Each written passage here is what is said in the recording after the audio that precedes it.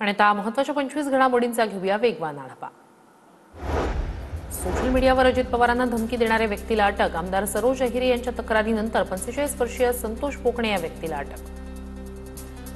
Sangli double Maharashtra Kesari Chandrahar Patil यांचं उपोषण। राज्यात एकच महाराष्ट्र केसरी कुस्ती स्पर्धा घ्या, मागण्या मान्य न झाल्यास मंत्रालयासमोर आमरण उपोषण करणार, चंद्रहार पाटील यांचा इशारा। भाजप नेते किरीट सोमय्या यांनी अकोल्यातील रामदास पेठ पोलीस ठाण्याला दिली भेट। बनावट जन्म दाखल्याप्रकरणी सोमय्यांनी घेतली पोलीस अधिकाऱ्यांची भेट। मनोज जरांगे पाटील आज आणि उद्या धाराशिव दौऱ्यावर। शिवजयंती निमित्तानं जिल्ह्यातील विविध कार्यक्रमांना लावणार हजेरी। मुंबईत शरद पवार गटाचं आंदोलन। अरबी समुद्रात शिवरायांचं स्मारक का झालं नाही, आंदोलकांचा सवाल। पवार गटाचे युवक मुंबईचे अध्यक्ष अमोल मातेले यांच्या नेतृत्वात आंदोलन। धाराशिवच्या तुळजापुरात तरुण ड्रग्सच्या आहारी, पोलीस प्रशासनानं कडक कारवाई करण्याची मागणी। ओमराजे निंबाळकरांचं पोलीस अधीक्षकांना पत्र। नाशिकमधील रोड कॉन्ट्रॅक्टरचं काम बंद, आंदोलन। प्रलंबित बिलं मिळण्यासाठी आंदोलन। 80% काम पूर्ण होऊन फक्त 5% निधी मिळत असल्याचा कॉन्ट्रॅक्टर्सचा आरोप। अमरावतीतील 1500 पेक्षा अधिक आरोग्य मित्र बेमुदत काम बंद, आंदोलनावर दरमहा 26,000 रुपये वेतन देण्याची आरोग्य मित्रांची मागणी। काम बंद आंदोलनामुळे रुग्णांचे हाल होणार। राज्यभरात शासकीय काम करणाऱ्या ठेकेदारांची कोट्यवधींची बिलं सरकारकडून थकीत। कोल्हापुरातील शासकीय कंत्राटदाराचं बांधकाम विभागाच्या कार्यालयावर आंदोलन। शेतकऱ्यांना सिंचनासाठी सौरपंप निवडण्याची केलेली सक्ती रद्द करावी। वाशिममधील शेतकऱ्यांची महावितरणच्या अभियंत्यांकडे निवेदनाद्वारे मागणी। भंडाऱ्याच्या डोंगरगाव परिसरातील शेतकऱ्यांचा वीज वितरण कार्यालयाला घेराव। अनियमित वीज पुरवठ्यावरून शेतकरी आक्रमक। दिवसा 12 तास विद्युत पुरवठा करण्याची शेतकऱ्यांची मागणी। अमरावती जिल्ह्यातील 50 प्रकल्पांमध्ये 60.95% पाणीसाठा शिल्लक। आगामी काळात जिल्ह्यातील अनेक भागात पाणी टंचाईची शक्यता। 21 फेब्रुवारीला वीज कामगारांचं राज्यभर आंदोलन। विविध मागण्यांसाठी कर्मचारी आक्रमक।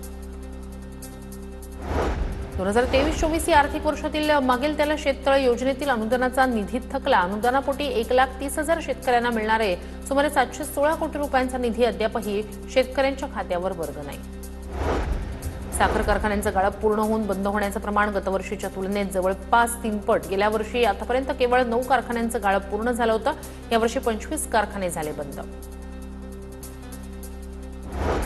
सोलापुरात शिवजयंती निमित्तानं 19 तास दांडपट्टा चालवण्याचा विक्रम करण्याचा संकल्प। छत्रपती शिवाजी महाराजांना अनोख्या पद्धतीनं मानवंदना। सोलापुरात 21,000 शर्टच्या बटनापासून शिवरायांची अनोखी प्रतिमा साकारली। युवा चित्रकार विपुल मिरजकर यांना शिवरायांची मनमोहक प्रतिमा 4 दिवसात साकारली। अकोला जिल्ह्यातील अकोट इथे गहू आणि मोहरीचा वापर करून साकारली 18,000 स्क्वेअर फुटाची छत्रपती शिवाजी महाराजांची प्रतिमा। छत्रपती शिवाजी महाराजांच्या 395व्या जन्मोत्सवानिमित्तानं 4 क्विंटल गहू आणि 35 किलो मोहरीचा वापर करून साकारली प्रतिमा। भिवंडीजवळ छत्रपती शिवरायांचं भव्य दिव्य मंदिर पूर्णत्वास। 17 मार्चला तिथीनुसार शिवजयंतीला मंदिराचं लोकार्पण।